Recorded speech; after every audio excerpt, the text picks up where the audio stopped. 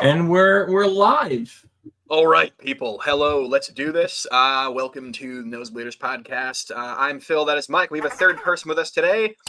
Somebody whose channel you should definitely check out, especially if you like specifically the San Francisco Giants, which is we have to specify because we're from New York. It's the baseball Giants. Yes, you got the original New York Giants, but yes, the original New York Giants. But they're out west. They're out west right now. So go over there, smash that sub. All that stuff. We'll throw the link down below. Thanks for shouting us out last week. I was not expecting that when I was checking the show. Of course. That's very, very cool. Thanks. Yeah. All right. So let's talk about a little bit. So Even Year Dynasty. Obviously, the name is. If you know anything about baseball, that comes from the them three. They got 3 rings in the last 15 years. Yeah. They've been good. 3, and they probably weren't even on anybody's radar for any of them. Really, they were not favored in any of them. Yeah. So. Yeah, I heard a stat the other day that they didn't have a top home run hitter on any of those teams. Like Barry Bonds still holds most of the records. They didn't have anybody from that era who broke any, which is really, really interesting to me anyway. Yeah, the Giants have a very interesting history right now where they haven't had a 30 home run hitter since 2004, which was Barry Bonds. 20 years ago. Yeah, no, which was Barry Bonds. Yeah. 04 is a dark time for us Yankee fans, so we'll leave that year off the calendar. But let's do a little show and tell, just to show you that I'm not completely full of shit in inviting you on, and I try to be an all around fan. Mike, let's throw some pictures up. So not 20 years ago, but 10 years ago, I did visit your ballpark. I had a wonderful time. Nice. And I've been to more than half the parks, and I would say that San Francisco it might be the best. It might actually be the best. If not, it's easily in the top 3. At least that I've been to, probably in the country, it's top 5 easily. So this is what, obviously this picture here, you're looking out onto the cove and you look down, there's a baseball game, which I think is such a super cool effect. Because the Yankee Stadium sucks. Yankee Stadium is average, and the only view we get is pigeons in the 4 train, right, Mike? I kind of like that though. You like the grunchiness? It's just the grime of New York behind the ball. There is something about it because it is gross everywhere around it. All right, let's go to the next one because that's kind of a basic bitch picture. We used to have Candlestick, and the way we used to talk about it was it's a dump, but it's our dump. Exactly. Well, I wouldn't say Yankee Stadium is a dump. It's just that everything is so sterilized and symmetrical and corporate, and I kind of hate it. Compared to the old stadium, yeah. This one here is your view off the back of the building. If you walk out the back of the stadium, this is on the back concourse, which is again, you're not going to get this in the Bronx. I absolutely love. I love California. I really do. I think it's cool. I got to get back out there. But this is your just post set. Now that's the Bay Bridge, right? Yeah, that's the Bay Bridge. Okay. Yeah, we had you can't see Golden Gate from the stadium. No. Yeah, that's way further down. Funny, so the night that I was, sorry, Mike. Well, I was going to say, I grew up in New Jersey, and I lived in this neighborhood, and it was called Bay Bridge Village, and it had, I don't know why, but it had the Bay Bridge on the logo of the neighborhood when you turn into the neighborhood. So that I've always had some connection to the Bay Bridge. So I'll have to go see it for real. I don't know why they did that in Jersey, but they did. Yeah. Oh, dude, you got to get out west if you've never been out there, man. It's killer. Yeah. My brother's been there, but go ahead. Yeah. So the night that I was there, and I don't know if you specifically remember this, Cody, because we're kind of getting into deep cuts. I just happened to be out on the West Coast for a buddy's wedding, and the game that I was at was the first home game since Robin Williams passed away. So if Mike, if you go to the next one, or I don't know if it's so they were showing a bunch of footage of Robin Williams in between every inning. They were showing, I guess, he's a mega celebrity, or was. He was allowed on the field during the playoffs to do rallies, which is insane. So they were showing that footage as like a tribute. And then they were also showing scenes from his different movies in between each half inning. So it was, it was definitely. He was a huge Giants fan, big San Francisco native. I had no idea, and until I was there that night, and it was like this. It's weird because it was lively and it's a baseball game, but also it's like somebody died. It was kind of an odd. Yeah. This is what 2014. 2014. This is almost exactly 10 years ago. Back when it was still AT&T Stadium or Park or whatever they call it. Phone booth park. They cycle through different I mean, it's Oracle now, but I mean, they used to cycle through. It was Pac Bell, then SBC, which all Giants fans used to say SBC stood for should be called Pac Bell, and they went to AT&T for a while. They gotta call it Willie Mays Stadium, just give it like a name that will, transcend everything. Yeah, but you need your corporate dollars to be able to afford players. So yeah, I wanted to show and tell that because I've been to 16 parks and it's one of my favorites. It's a super awesome place.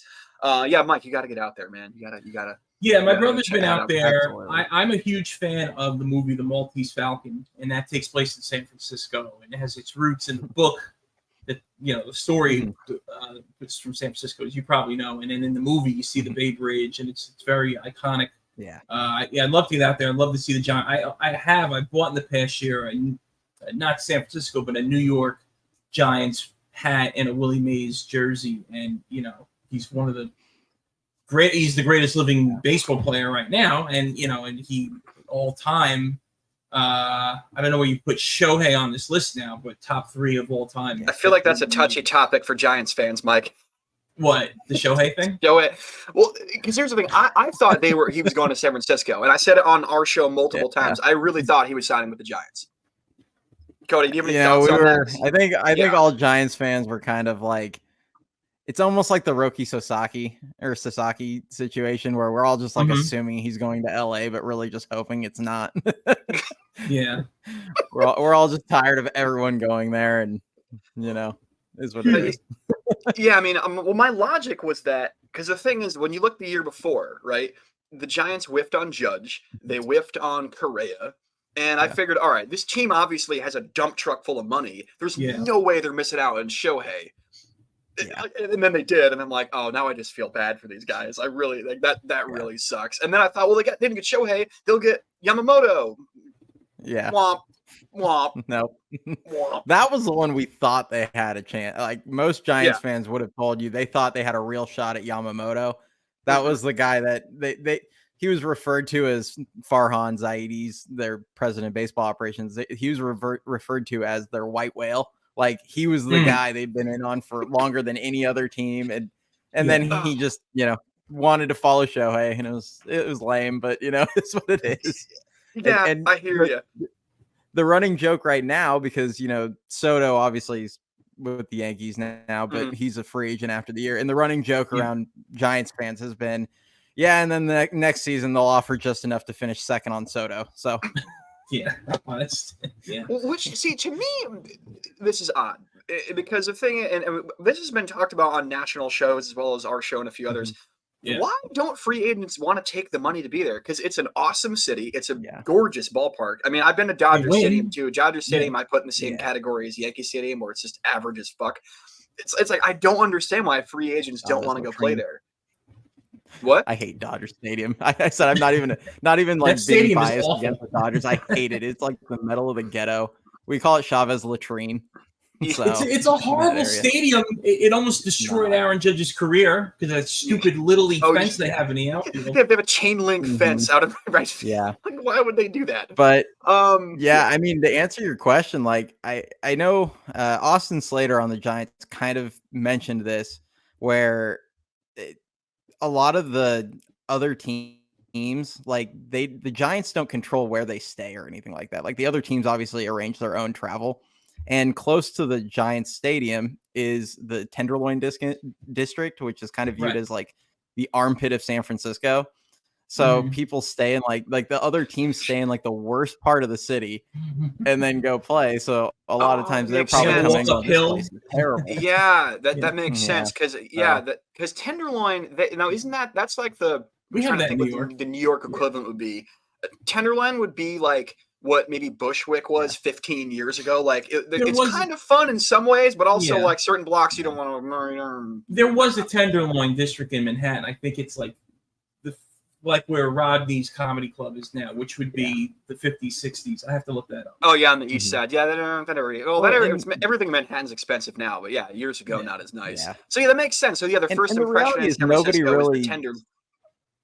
Yeah, and the reality is like, most of the people that go there, I mean, it has gotten like a bad reputation from different news networks and things like that. It gets kind of targeted. I will say this, like, it is no worse in any way than LA is. Like, the only thing LA has going for it is, like, over San Francisco is just it's a little warmer, especially at night. Like, it does get Yeah. cold during night games. Like, that is 100% it does. But like most people don't even stay in San Francisco, so like the whole like it not being a nice place, like I don't think that really should be factoring in, but you know, I'd love to Yeah. be a fly on the wall on some of those free agent meetings and stuff like that to hear what people actually say, but it's Yeah, no, you and me both. I would definitely love to hear that. Well, and San Francisco has some really nice, like Union Square is like a bougie part of town, you know. Then that's where I stayed when I was there. I got a yeah. deal in a hotel I couldn't normally afford, but managed to. Yeah. Yeah, no, San Francisco overall is a good city though, and I think internationally it has a pretty good reputation. So it is very odd to me that a lot of free agents don't want to sign there. Anyway, that's off-season stuff. Let's talk about now. Let's talk about the Giants. I know you guys had a rough week. Well, you had a week that started rough and then turned into an okay week. Is that the best way to describe it? Yeah. Yeah, I mean, it's a pretty rough start to the well. It's a tough draw when your first 10 games are 4 games in San Diego. Who I mean, we can all say what we want about the Padres and what they've lost, like with Hader and Soto and Blake Snell, but like they got a lot of firepower. Like the top end of their talent, I always talk about the Giants have always been really good at filling out the bottom 20-ish spots, but they struggle at getting the talent on the top end. Padres are the opposite problem. Like they have a ton of talent at the top, and then like the filling at the roster, that's where it gets questionable to me. But they're a really talented team. And then so you go to San Diego for 4, then you go to LA for 3, and then they just had to place 3 against San Diego again. So it's like that's an opening 10-game stretch that's just brutal. But they went 4 and 6. Those are your rivals too. Yeah, that's got to be kind of stole a win today. Yeah, getting. Yeah, I saw. I saw that. So that was kind of today. I mean, through 162, that happens because there's going to be a game where you lose that way too in a month or two, and every team goes through it. That's why you play many games. Getting swept by your rival always sucks. That's never a good time. But I do want to talk about that division. You're talking about the Padres and all this. I think the NL West is very similar to the AL East. In that, I think there are 4 teams in both those divisions that could make a claim at a playoff seed. I do. I think that. Yeah. It wouldn't shock me, honestly. I mean, I don't think we're ever going to really see 4 teams actually out of one division make it, just because of the with how the wild card is. Like, I think someone in another division will end up taking one, but I really wouldn't be shocked if 3 do. Well, and that's sort of no. I don't think any team's going to get 4. But what I'm saying is that I think there are 4 teams in that division who you can make a case for sure will be in up until probably the last week or two. I think that and you actually mentioned this in your show like a month or so ago, because look, no one's taken that from the Dodgers. That it's look at the end of the day, they're the juggernaut who's probably going to win the division. But the thing that you mentioned, and I live in reality. Oh, and I have the Giants in 3rd, but I wouldn't be shocked if they were either 2nd or 4th, because that division is it's a tight race. But you said something that I think is interesting, which is that you don't build your team for 162 when you're in the same division as a team like the Dodgers. You build it so if you happen to run into them in the playoffs, can you take them in a short series? And that is the way you have to. It's the way the Phillies have been thinking for years, right? It works. You get in, you win. It sucks that you have to think that way, but you kind of do. Yeah. And so the thing is, I think the Giants, I mean, you got Webb, you got Snell, and eventually Ray is coming back. I do think they do have that is a playoff rotation if I ever saw one. That's a 1-2-3 that can win you a 5 game and possibly win you a 7 if you can steal a win somewhere else. So I know it's only April. This is all bullshit speculation. Half the team might be hurt in one, who knows, or you know how much turnover there is in a baseball season, right? Oh yeah. But like, I actually do. I think the Giants are a little closer than people actually think, and I think people have been down on them for their divisional picks just because of their performance from last year. Do you feel that too, or do you think people are underestimating them? Yeah, I mean, I think some of it's earned from them. I mean, the way they've gone about the last few years, like I don't think it's necessarily unfair, but I also like you said, they could finish second, they can finish fourth, and no one would really be surprised. Their rotation and their overall pitching staff, like if once Webb gets going and Snell gets going, like that's as good a 1-2 as I think you're going to get in baseball. 100%. Yeah. And even beyond that, they have guys like Kyle Harrison, who's the top left-handed prospect in baseball. They have Jordan Hicks, who's thrown 7 innings now, or 12 innings on the season. He did 5 his first start and 7 his second, which I definitely didn't have that on my bingo card, was Jordan Hicks getting through 7 innings, but he got through 7 innings, was really efficient, and he's looked absolutely filthy this year. And they moved him from the pen, when right? he coasts at like 98. No, he was the closer, right? Last year or another team. He used to be in the pen for the Cardinals, and then see, I always think that. So he was a reliever for the Cardinals, and then I almost look at him like I look at him like Glass now, in the sense that he's going to take time to stretch out. Like it might work out, but a guy like Tyler Glasnow for LA, who's never thrown more than 125 innings. And it's like, okay, are you going to just jump that guy to 160? Like that's a dangerous. You took the words right out of my mouth, dude. Honestly, like because that's the worry when you Jordan Hicks, he was a starter in the minors. Yeah. All right. Mm-hmm. And they got Bob Melvin. Yeah. They took him from. And I think you put him on a hard pitch count, and if he's I think we have San Diego. I like Mike Schilt. He's a good manager, so I don't think they like. There is. I'm sorry.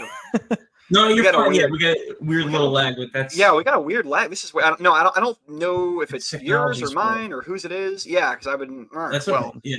Yeah, but no, as far as I think, like I was saying, I agree with what you were saying about Hicks and the jumping in the innings. I'm always weary of when you move a guy to, especially a guy who's in a closer role or late inning role, to the rotation, just because these guys are used to airing out. These guys are used to throwing 98 and just giving it their all for 6 batters tops. And now you're asking them to kind of make some adjustments and stretch out a little bit. So who knows? I mean, it could be, and I don't want to see this happen, but it could be a situation where he dominates for April, May, and June, and then just hits a freaking wall. Because how many guys have we seen that happen to? Right? You hit your innings cap. That's what a lot of us are worried about. Yeah. Well, I'm not insane to think that then. And also, too, I just want to say, as far as the offseason additions, Lee and Soler, and I mean, did they get Conforto this year, or was it last year they picked up Conforto? Was it this? Last season. He was a 1-1. He had the option, and he ended up opting in because he was kind of so last year. Yeah, well, he's on fire this year. He's got a good start, so far. I mean, that's the thing. That's what I mean. The Giants, they could very well catch on fire and go on a deep playoff run, or they could flame out and finish fourth. And that's what makes teams like that very interesting to me, because you really don't know. It's why we watch the games, right? That's kind of what we do. Absolutely. Yeah. Mike, do you want to talk about the Yankees for a minute? There's some things they need for sure. But that's right. That was the thing. I had this on my list, but I forgot to mention that. Shit, why are we cutting out? This is Mike. You're with me? I'm here. Yeah, I think Cody hears me. Cody, you hear me? I think it's Elon Musk's fault. He knows I talk shit about him sometimes. It's all the rockets. All right, so it is April, but back to what you were literally just saying, Cody, because I was going to ask you that. What do you think are, let's say right now it's the middle of June, or maybe first week of July, right? And Giants are only 2 games out of a playoff spot. Where do the additions have to go? Do you think they need another bat? Do you think they need another arm, or do you think we need to kind of play with what we have and figure that out as we go along? What's your overall feelings on additions in season? I mean, it's kind of the same for them as it always is. They need a difference making bat somewhere in the middle of the lineup. They have kind of 2 big issues when I look at their lineup. The first being that you look at their 3 through 4 hitters, and it's like, that's really what we got trotting out there for that. And then it kind of trickles down, because then right now they're 7 through 9. It's like a black hole in their lineup. I mean, Patrick Bailey's been the best of those 3 guys, and he's not really a guy known for his bat. And then I call them Slaz, the Slater Yaz platoon, and the Nick Ahmed in the 9 spot. I mean, they they are what they are. They're not I don't great think hitters, Ahmed and should be a starter in the majors. Honestly, nothing they're against the guy on a biding their personal time level. for Marco Luciano. Yeah. Oh, that's right. That's a guy I got to put in my watch list. Thanks for reminding me. How has Mike Yastrzemski been of late? You know, considering he's Carl Yastrzemski's grandson, like how has he been for the team? I think for this is my opinion. This season, okay, so this season he's like 1 for 15 or something with 8 strikeouts. He's really struggling right now, but and he looks pretty lost at the plate. My comment today was he tried to drop a bunt in a 2-1 count, and I'm like, if Mike Yastrzemski's trying to drop a bunt, he is somewhere mentally not there at the moment at the plate. Which were there people on base at least? No. He was trying to bunt for a hit. He's trying to snap out of it. To probably slap one down the line or something. And, you know, just get on base. He's in a funk. That's a shame, but he has value. Like he hits right-handers well. He plays all 3 outfield spots proficiently. I mean, he was a Gold Glove candidate, I believe, in right field at one point, and it's just, I think he's better suited for a 4th outfielder role. I mean, he's going to turn 34 this season. I think that's something people don't realize. Like he was like 29 when he broke into the majors finally. He'd been in the minors for a long time in like Baltimore system. Yeah. And he has issues staying healthy. I mean, he pulled his hamstring in 2023 like 5 times. You know, it was tough. So I think he'd be better off in a 4th outfielder role. But he does have value, and I'm not one to sit here saying like, you know, dump him for a bag of peanuts or anything. Like he's got value. Yeah, I agree. I think he potentially has a bit of a ceiling for sure. I think that's I agree. Okay, so let's he can't hit gears. lefties. You can't hit lefties. I mean, hey, can't hit lefties. Can I? A lot of people can't. Okay, that's I don't shit on anybody for that. Mike, you want to talk about the Yankees for a second? Or you had another question? No. I'm sorry. Well, another question. What is the current feelings towards a guy like Barry Bonds out there? I think last he was working with the Marlins. You've seen a lot of the guys from that era come back and get coaching roles. Like Sammy Sosa's trying to come back to the Cubs. What's going on with Barry Bonds and the Giants? What's the relationship like? That's an interesting question. So he actually has a really positive relationship with the Giants and Giants fans. You know, any of us would be sitting there pounding the table for him to be in the Hall of Fame. Gotcha. As would I, by the way, I mean, but I to try and avoid going on the big tangent on that one, but sure. I mean, well, I've my argument has always been, the general consensus was he started juicing after 98, and even if you just took the first 12 years of his career, he was a 400 homer, 400 stolen base. He was already one 3-time MVP, 8 Gold Gloves, 7 Silver Sluggers. It was him and Griffey. This is a massive. Not to mention too. Oh, you just he was already one of the best players ever before it. Already, Defensively, people don't talk about his defense. It's ranked among the best of all time. And not to go on the tangent, but look, there are guys in the Hall who have tested positive for roids. There was a first bout one 2-3 years ago that got in, and everyone's amphetamines and. Well, not to mention, if you're talking about character, you only have to go back 4 or 5 decades, and you had dudes that were like in the Klan and like woman beaters, and it's like, so now we're gonna just dude, let Barry in. I know that San Francisco is one of the only places that actually still likes him, but I think he's fine. I think he should be in, but that's, again, we could do an hour on that right now. I think we're kind of on the same page, though, it feels like. We got a couple go ahead. Yeah. And I always hear the 12-year argument. Oh, sorry. Yeah, sorry, it's lagging a little every now and then. But the 12-year argument, the one thing I've always said, because they'll go, "Oh, that's not a long enough period." And I go, Sandy Koufax's whole career was 12 years. Yeah. So no, that's a damn good point. That's a good point. Yeah. But no, it's he's gotten in he's in the Giants Hall of Fame. Like they elected him into the Giants Hall of Fame. They did a big ceremony for him and stuff. So he's not viewed negatively. He's around the team. He does a special hitting instructor thing along with guys like Will Clark. And he shows up when Barry wants to show up and works with hitters. And that's awesome. Love Will Clark. He's been great on social media. Yeah. Mike, do you want to really quick? Oh, actually, no. Yeah, keep asking questions. Screw it, we got a guest on. We can talk about the Yankees anytime. I don't care. The other thing I was going to bring up is have you heard anything about Willie Mays? Obviously, at his age, he has a low profile now. What's the last you heard of Willie Mays, and what do they talk about Yeah, him? have you seen him lately? Did you run into him at the bar? Did you? Yeah, but like the broadcasters or anybody been talking about? As Yankee fans, we're spoiled because we're always talking about. Oh, Goose Gossage, Yogi, it's no matter who it is. If a guy had a 3-hit game 10 years ago, you're talking about him. So what have you read about Willie Mays out in San Francisco? Right. He's pretty low profile. Every now and then he ends up at the park, and they'll show him. Almost every time he's there, he's gonna get shown.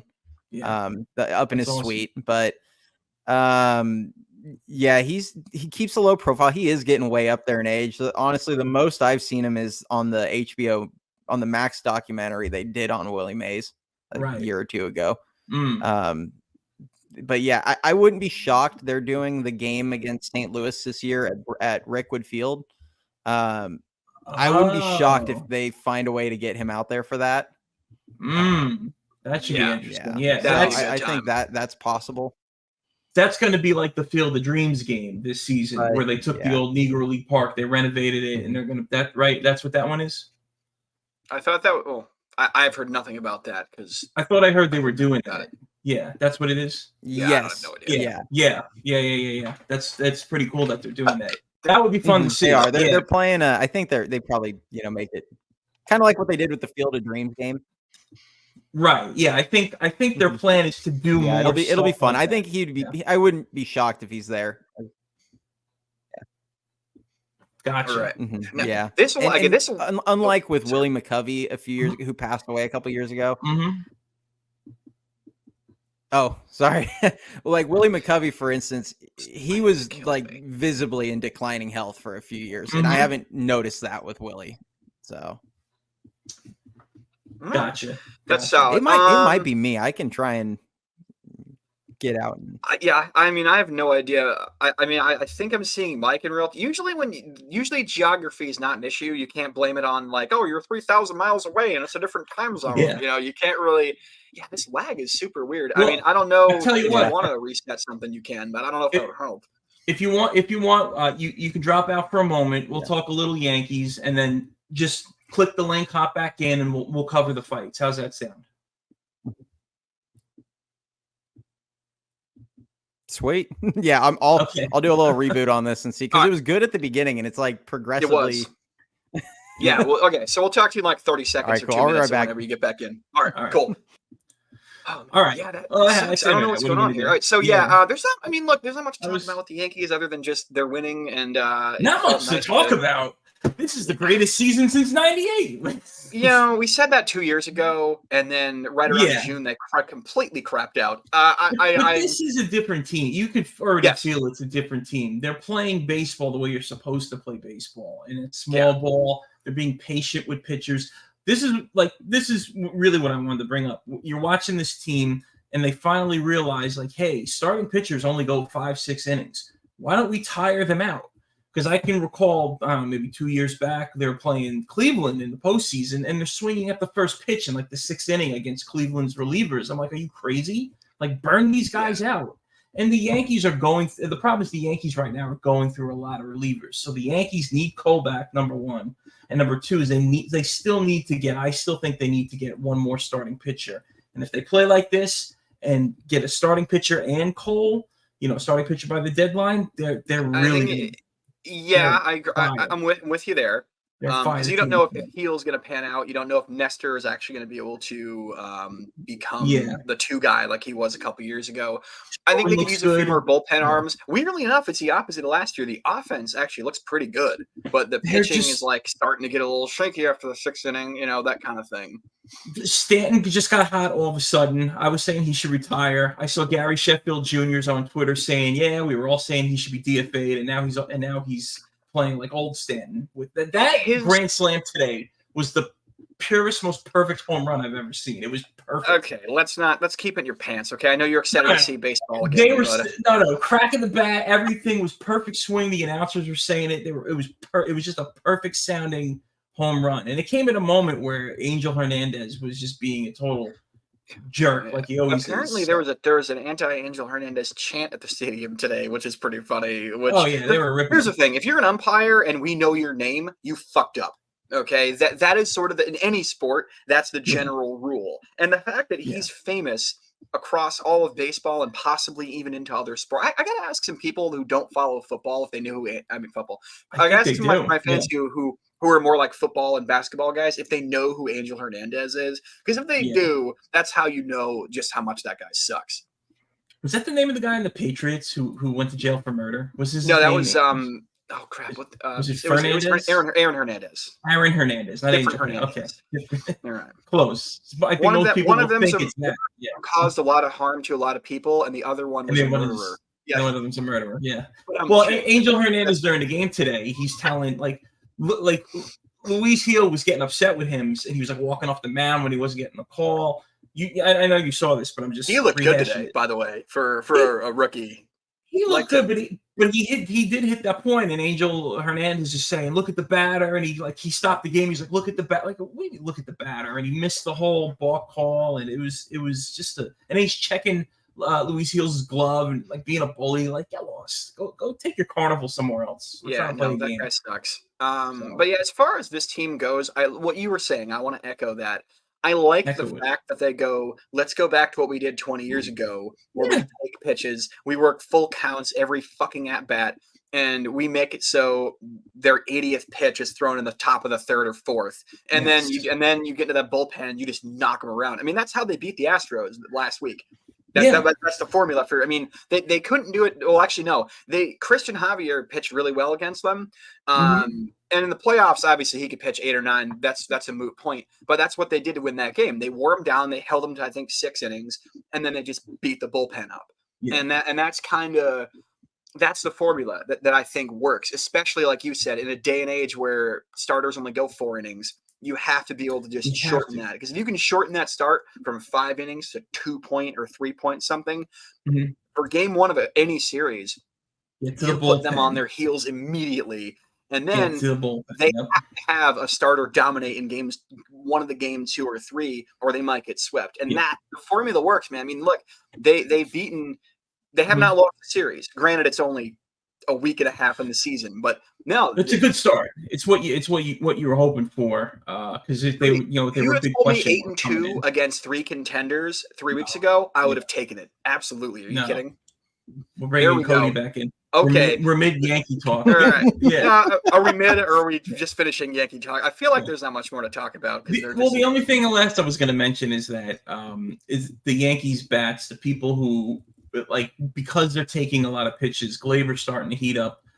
Cabrera's heating up. They're following the model of Soto of taking pitches. He was the first guy on the team to be hot. I mean, you can make the case he personally was the reason why they did so well against the Astros last week. And Volpe is looking like the Volpe we thought he'd be. Went 3 for 3 today. He stole second, and then he stole third immediately after in the same bat. Absolutely. That's good baseball. That's just I feel like he gets baseball. 3 hits a night.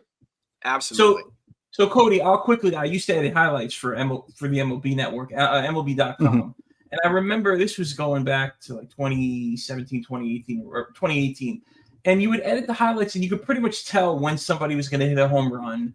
It was easy to edit highlights because you just cut a couple home runs and that was the game. But then every now and then you would get one of these nail biters where there's a stolen base and a this, and then that was like hell for an editor because there were so many highlights. But as a baseball fan, it was way more exciting. So I like this small ball. I like this. I think this season in general is going to be fun, as long as the bigger issues don't start splintering, like pitchers getting hurt. This guy in the Angels, they canceled his on base streak because they said, it was an error. It wasn't an infield hit. I just heard about that today. There's a lot of crazy stuff going on that are. I think Manfred, it's finally backfiring. Some of his that guy's a fucking moron, but that's a whole other conversation. I do like how you took a minute there, Mike, to throw shade at your day job in the middle of this. That makes me happy a little bit. Well, when I used to edit, yeah. I'm just saying Yeah. at the time the league baseball was just too predictable. You just somebody's gonna hit a home run here. You just felt it, and it was easy as an editor, but boring Yeah. baseball. All right, so well, I'm that's so gonna- much of what it is now. Is it still lagging? 'Cause No, you guys are I real time think for you're- me now. Yeah, I Yeah, think we're you're real real time. time. Thank God. Okay, good. Oh, good. Yeah. Yeah, I flushed like all the cache and everything on everything. Oh, Yeah, okay. Better You work. you fully reboot. Okay. I mean, Yeah, I did appreciate like a it. full. Technology, man. We were talking about that right before we got on with you about how Yeah. it works when it wants. It is what it is. Yeah. All right, so when we can, we like to close with something fun. Mike, I think you got a brawl from We got a two long brawls. time ago.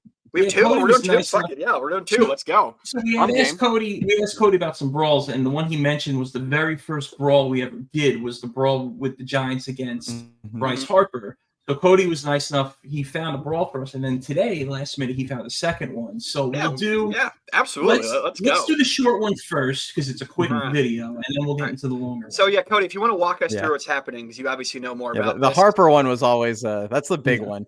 That one, That was a fun one. we could redo at some point, just because we actually shot that as like a test episode. A test and then episode, Mike yeah. actually put it Yeah. out. I'm like, oh, I guess Yeah. we're rolling. But So this All is right. the first one. We have the Randy Johnson one. If you want to set that up, Cody. oh, love me some RJ. All right, Mike, are you Yeah. clicking play? Yeah, Okay, there we go. Yeah, I was gonna. Yeah. Oh, put the audio on. Don't matter. We can take the. Wait, no, can we take the audio off that? Can we get down? Okay. Yeah. Yeah, there we go. Oh, Yeah, now here's so- just. Jesus Christ. Oh my God. So Hayes there, as you notice, he actually charged from second base. So you don't see that very often. No. he gets on base because he's never hit Stoudemire that was pitching there, and he Wait, ends up he's on got a first, he's Giants hat on and a Diamondbacks Yes. uniform. Yes.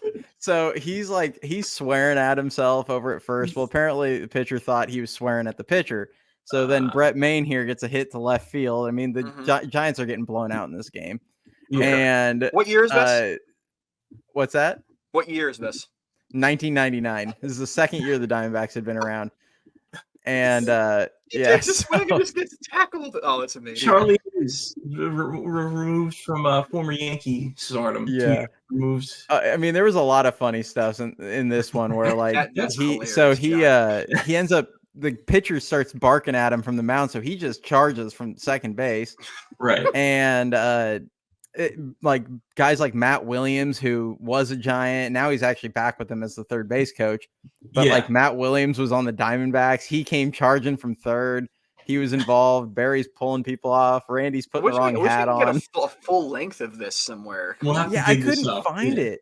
Yeah. See, the thing, Yeah. MLB usually has these just on their own YouTube channel, but some of them Yeah. they don't want the public seeing, so they kind of take them off there. This is pretty fun. Usually, you see him charge from the plate to the mound. I like that he comes in from the back there. Yeah. Even the ump was like, I'm not getting in the way. Look, the ump was like, oh, okay. Nope. Nope. You know, I gotta say, I really like those Diamondbacks with the teal and the purple with the vest uniforms. I really like those. I kind of Little miss them. snake font, yeah, the snake Yeah. number. Yeah. I mean, because the ones they have now are okay, like the burgundy, like that stone brick Mhm. kind of color. But no, I like the teal and purple. That's pretty cool, man.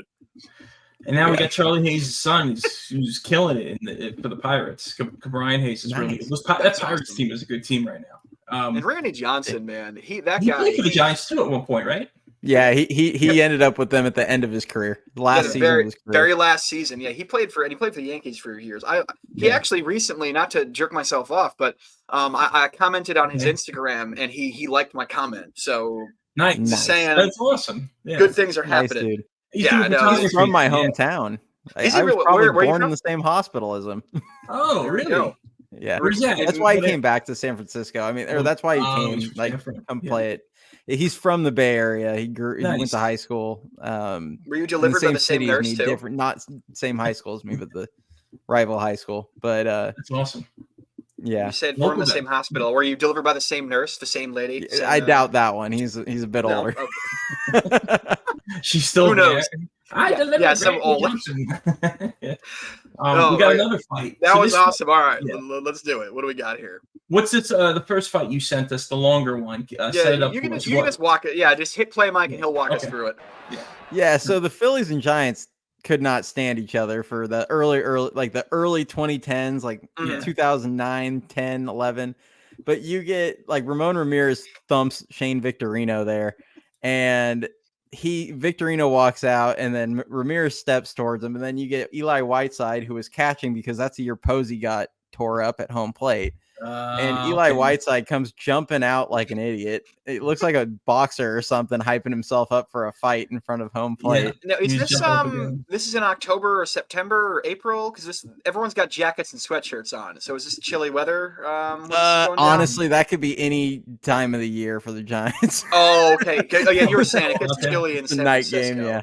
It'll be like we always can tell who and then Victorino dives back in and tackles the guy. There's not any big haymakers thrown in this one, but guys are tackling guys. There's a bat boy on the Phillies that gets involved somewhere. Ryan Howard's there. I bet that guy can fight.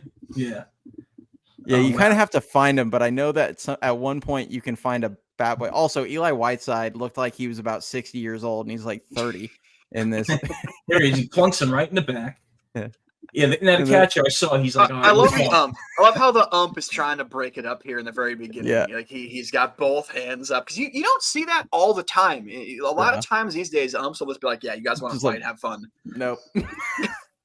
Did you guys see the hockey game the other day where they like all eight the Rangers dropped their gloves? Rangers and Devils, yeah. It was Mike actually texted me about that. I was at the bar. I was at the bar and the Yankees game just ended, and so the next thing that was on was the Rangers game, and literally it was 2 seconds into the game, the clock stops and dudes are just beating the shit out of each other, and I'm like, well, this is awesome. So these Giants uniforms. There you go, right there, the guy in the middle. It was a bat boy. He's got nothing on his back. He's literally like going at a guy. I think I see him. Yeah. And they don't have the names on their jerseys, the Giants. So they don't. This is back before they did that. I like those jerseys though. The orange, that's cool. I lost him. I think he's the guy that I want to say it's Jeremy Affeld's holding him back, but yeah, they Hunter Pence was on the Phillies. So this is 2011. I don't remember date or anything, but I know it was after Posey had already tore up his leg. Yeah, these teams didn't like each other. I mean, they jawed at each other in the NLCS a year before, and I had gone to a game where Jonathan Sanchez actually threw behind Utley. Oh wow, amazing! Yeah. Amazing. And then Utley hit a home run like a pitch later or something like that. But 2011, all right, 2011, yeah. No, you're Mike. You're right. These uniforms are fucking fire. I love that with the giant block lettering in black with the orange. Like that's cool. Yeah, that's cool colors. There's no names on the back, which obviously the Yankees still do from 100 years ago. And then obviously this season with the terrible jerseys with the tiny names, they wouldn't have that problem. That's a whole other topic we'll cover sometime. Oh my god. Yeah. No, this is a fun one though. I like this, and Halloween colors. Yeah, I like that both teams are fully participating. Sometimes it's just three guys who want to fight each other. This one, the bench is cleared, and you can see kind of everybody wants a piece. So I think your assessment was right, Cody. These two teams do not enjoy each other's company. No, like they were waiting for the that was after the NLCS year before, and the Giants had knocked Phillies out, and the Phillies. Yeah, many thought were the favorite in the NL that year. They had Roy Halladay and. That's right. Still had Cole Hamels, and they won in 2008. It wasn't that far off because the Yankees won 2009. The Yankees beat them in 2009. So the Phillies were still pretty good. It was still that same era where they had all those guys who could seriously play. And they thought they were going to win in 2010 or at least be there at the end, and then the Giants upset them, and that was like peak Giants pitching back then in 2010. Oh yeah, I paused this. That was the beginning of the even year dynasty, right? Mm-hmm. Was it 2010? Yeah. Yeah, it was the first one. I paused this because you mentioned how Shane Victorino dives in. You can see him on the outskirts here. Oh yeah, on the bottom left there. Yeah, I always noticed in fights the batter, the people involved in the beginning of the fight are rarely in the scrum the whole time. So it's funny that he didn't get into the fight until later. And then he was waiting. We always see that whoever's involved in the beating is never in the fight right away. It's always they always get pulled off. Like the first two guys always get yanked off like right away, and they're just like chilling, and then the rest of the teams are pushing each other. The king of the hold me back was always Yasiel Puig.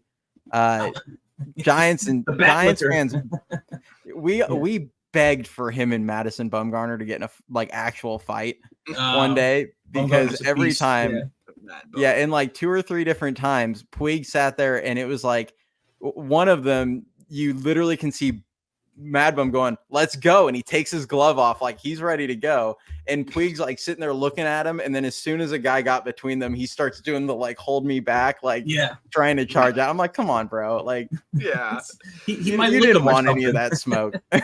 Might literally try to lick his glove or something. Yeah, it was just. I do love that though, that he scampered back into this fight because Mike, you know this from doing all these shows with me. I love the fight within the fight. I love when there's multiple like individual fights that break out. Because then it's like, what do you watch? What do the other guys try to break up? Somebody's getting punched no matter what's going on. Mm-hmm. But yeah, I like that. I think this is this one's fun. I like this. And Pablo, I know Pablo Sandoval throws like a little jab in there somewhere. I can never find it. Yeah. But I know it was it. I know it happened because there was like a lot of talk about him getting suspended potentially. Don't they call him the Kung Fu Panda? Isn't that his name? So the Panda. Yes. Yeah. Barry Zito gave him that nickname when he was a rookie because he did this like weird. He avoided a tag at home plate where he like lunged one way and then like jumped in. It was the same year that movie had come out. Kung Fu Panda. And big round dude, not quite as bad as when he was in Boston, but he was a big dude. He was. I mean, as somebody who hates the Red Sox, I do think it was funny that he went there and his career just collapsed. I thought that you feel bad for someone like that, but that's what you get for signing with Boston. Here's you know what? When he left. The catcher who looks old, I see him in the upper left, right? Is that who you're talking about? Yes, that's Eli Whiteside. That's the guy that came hopping out of the, Oh, he was the catcher who was jumping, He has the most appropriately named last name, like, of anybody ever, because he is, like, the oldest looking guy there, and he's, like, half the age of, like, half the guys on the coaching staff. Like Steve Martin had gray hair in his 30s. It's like the same. Yes. I like too. It was Victorino batting, right? Shane Victorino. Yeah, Victorino. Like when he gets beamed right here, he just throws his bat down and starts casually walking out to the mound like, well, I guess that's what time it is. We got to crack some skulls. Like, he didn't, like, run to the mound. He just casually started taking a couple short steps like, oh, well, we're fighting now. Very quick transition. I like that. I like this his demeanor after getting beamed right in the back. Yep. It's amazing. That's wild. I mean, well, and Whiteside was like, I'm gonna tackle the next guy that comes near me, and then Polanco comes charging in, and Whiteside gives like a C- effort at a tackle. It looks like one of the coaches got involved there too, right there in the middle. I don't know who that is, but right there, who plays for the Phillies or coached the Phillies. That's awesome. You got to watch out for. Some of these older guys, you get hurt in these scrums, like not to pick on older people, but like you reach a certain age where like these are young athletes at their prime fighting, and like if I'm an older guy, I'm 43, so I'm gonna be 43. So in 10 more years, I'm not looking to get in fights now. So I hate to be a coach in the middle. You don't want to be Don Zimmer and trying to get in fights every other year. Don Zimmer's a whole nother stuff.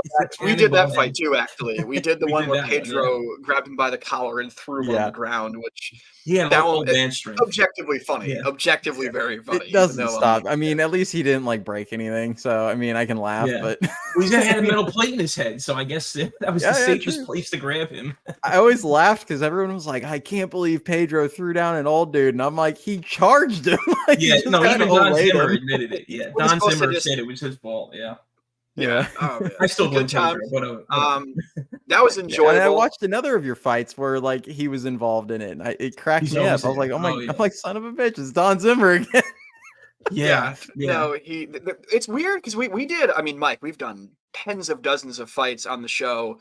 And it's like you see the same people pop up now and again. Like, there's just some people that like to start crap. Like in basketball, it's obviously Bill Laimbeer. Yeah, I was gonna say. Even when he's a coach, he's involved. Yeah, and then Randy Johnson was just in one. I'm sure he's been at least a few. I mean, RJ. I mean, when he was in New York, he liked to. I mean, we only saw him for 2 years here, but he would throw inside. He would talk crap to reporters. I think he shoved a reporter once. Like that guy. Oh, when he first got signed, he was like, "Hey, get out of here." Yeah. Pedro was often involved in stuff just because he always threw inside on people. Clemens, and they always threw inside. With Clemens, Now you get banned. I mean, not that you want to see anybody get hurt, but you brush a guy back, say, "Hey, cut the crap," So You know what? I always respected what Pedro would say about that, where he was like, I'm going to pitch inside. Mhm. And if I miss, I'm not missing over the plate. Like, I'm going to miss farther inside. So, Yeah. you know, hitters don't like that. But I'm like, there's a lot of guys in the league today that are like scared to throw inside. And you know, when you throw hard, You it's get like suspended get now, in yeah. on them. The way, and this is nitty gritty baseball stuff. This is fun to talk about.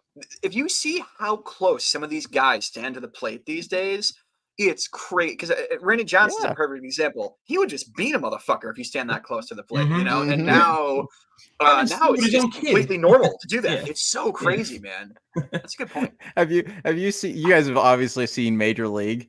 Yeah. When Bob, he's like, this guy threw at his own kid in the chair in the father-son game. That's great. If you're ever out in New York, I wanted to say, if you ever come to New York, we got to show you the John T. Brush stairwell, which is the only remnants left of the Polo Grounds. That's still that part of New York is higher up elevation wise. That's where the Yankees were, the Highlanders. You probably know all this stuff, but the Polo Grounds, you had to take a stairwell from the lower part of that part of Manhattan to go up to the stadium. Now it's all apartments, but they renovated the stairwell, and it's some guy, John T. Brush, some old baseball guy years ago. That's right, guys. That's gonna be the next I Love New York tourism ad. Come to New York for the stairwells. The stairwell. But it's all that's left of the Polo Ground. I think there's a home plate, but that's about it. But you know, it's a little remaining baseball memory. There's nothing left. Of the Giants. The weirdest dimensions of any stadium ever. With the little U in the center field. And it was like 260 down the lines, but then in center field it was like 480. 480, yeah. Unbelievable. It's a big oval. You know, it allowed for one of the most iconic plays in baseball history because of the stupid dimensions when Mays got the basket catch. That would have been a home run in most parks. So, I mean, greatest catch ever made. In the day, you had like, people don't realize this, but the best, most recent example of this is when they still had that hill in Houston about 10 years ago and they took it away. But back in the day, was the stupidest thing ever. There was a phone, there was like an electrical tower or whatever in the there was a pole. Yeah. But back in the day, that was the norm. Back in the day, there were literally trees and shit like on the field. And the Yankees had the monuments in the field. Monument Park was like in center field. Like, I cannot imagine that these days. Like, that's so insane to think that there used to be obstacles to catching a fly ball. At second base, yeah, it's already hard enough to do that. Yeah, I would have caught the ball had Lou Gehrig not tripped me up. Exactly. Unbelievable. All right. Well, I think we're just about done, unless you guys have anything else to cover, because we're at about 50 minutes right now, which is a little over than we usually do. But hey, we had a guest, we had fun, I had a good time. I don't care. I don't think we need to get into Julius Randle hurting his shoulder in a big scrimmage game. Thing that's happened in the last 6 months. I don't know. That's a problem. Something where I guess it was a rehab game or something, and he re-injured his dislocated shoulder. Yeah, it's certain time, and he's bad times. I was glad to see he was doing well, like the last couple of years. I mean, growing up in the Bay Area, I grew up a Warrior fan, watching the team when they just absolutely sucked. Like they were like that spot where they were never quite bad enough to get the top like 2 or 3 picks and get like a difference maker, but they were never good enough to like even make the playoffs or be exciting in any capacity. They were a joke for a long time, and then all of a sudden, terrible. You know, they got. We had like a 1 year exciting, like the most exciting thing we had for like almost 20 years was they were an 8th seed and they upset the number 1 seed. Like that was the best thing ever. As a Warrior that's rare, extremely rare in the NBA. So Chris Webber, he split after 1 year, and he had a good career, but like everybody always felt like if he stayed with the Warriors, who knows, you know. And he took the Warriors took Seth Curry from the Knicks. The Knicks were right after that, so they couldn't draft him. And then the Knicks had Phil Jackson as their team president. They tried to get what's his name? Steve, the coach, the Warriors. Steve Kerr. Phil Jackson wanted him to coach the Knicks, and he said, "No, I'm going to coach Seth Curry and the Warriors." So, the Warriors have always been a little for that. Yeah, we're not blaming the Warriors in any way. No, the Knicks are, regardless of their idiots. It's not their fault. Right. Yeah, and you know the Knicks are good now, and like I've always said, like every team gets their turn. And like the Warriors are like Oh, yeah. trending down and out, and they have some exciting guys like Kuminga that hopefully will help them going forward. But I always joke, I'm like, I didn't feel even an ounce of sympathy for the NBA when everyone was complaining about, oh, they've ruined basketball. And I'm like, do you guys know how shitty this team was my entire life? Yeah. You're winning now, yeah. It's like we earned this. We earned this super team. Okay? It's like if the Browns Playing our did that game for a now, couple yeah. years. If the Browns were suddenly a powerhouse, everyone would be like, yeah, you know what, they earned it. Dude, I was one of those people who fully bought in last year on the Flacco thing, because I was like, I don't know if you've ever been to Cleveland. It's a very underrated city. I think it's fucking gorgeous, but like, that Flacco mania, whatever it was called, I totally bought into that for like 2 or 3 weeks. I was all about like, are these guys how far can this dude who's older than me take an NFL franchise that hasn't made the playoffs since I was a kid? Like, how far can this go? And it was fun. It was a lot of fun. Yeah, he didn't even play like training camp, I'm pretty sure, or anything anywhere. Like he just threw like, he popped in hey, I you're on your couch this week. Can you come play? He was like their 4th or 5th guy they called too, which was hilarious because everyone else just kept getting hurt. No, that was a great story. I think that's a good place to wrap it up here. This is a lot of fun. We should definitely do this again sometime. Absolutely. Maybe do the Yankees play the Giants this year? I haven't looked at the schedule. Everybody plays, I think, now every season. So you play everybody. It's a balanced schedule. Yeah. No, but they should be in San Francisco this time because they played in New York last season. Yes. To open the year. So. That's right. I think the Yankees go out there. Yeah. Well, definitely catch up for that. Catch up around then. Yeah. Hey, this is a lot of fun. Even year dynasty. Go over there. I mean, both our shows are kind of new and still small, but hey, go help him double his audience, people. Let's do this. Even your dynasty. Go check out Cody, especially if you like in-depth West Coast baseball coverage. All right. And until next time, peace out, everybody. See you, everybody. All right. Have a good one. Thanks. All right.